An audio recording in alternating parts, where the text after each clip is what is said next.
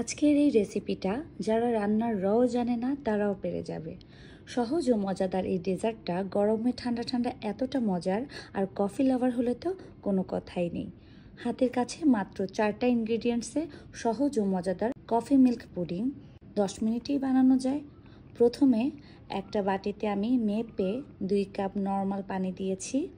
তাতে দিব 1/4 কাপ চিনি, বা আপনাদের পছন্দ মতো চিনি ব্যবহার করবেন।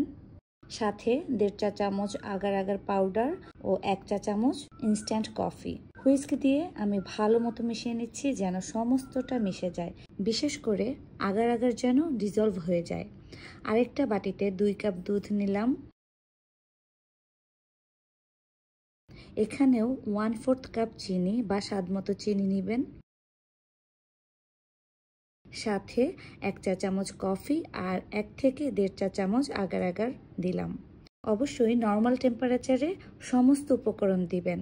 কখনো আগার আগার সরাসরি গরম কিছুতে দিবেন না, তা না হলে দলা পেকে যাবে।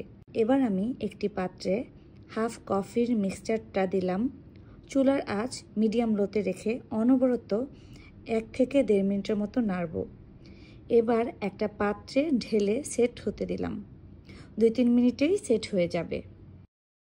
এবার একই পাত্রে দুধ কফির হাফ মিশ্রণটা দিলাম ও একইভাবে নাড়তে থাকলাম। হয়ে এলে ডিশটায় সেট হতে দিলাম। এমনি করে বাকি মিশ্রণটুকু একবার কফি ও একবার মিল্ক কফি দিয়ে লেয়ার করে ঢাললাম। বাবলগুলো একটু ঠিক করে দিলাম।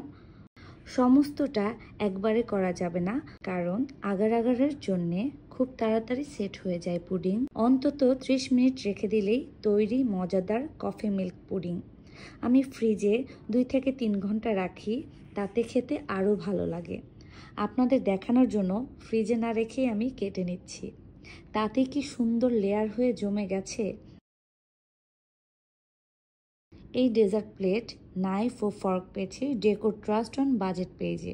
সুন্দর সব জিনিস পেতে ঘুরে আসতে পারেন তাদের পেজে। বাসায় বানিয়ে ট্রাই করবেন এই সহজ ডেজার্ট, আর আমাকে মনে করতে ভুলবেন না। আল্লাহ হাফেজ।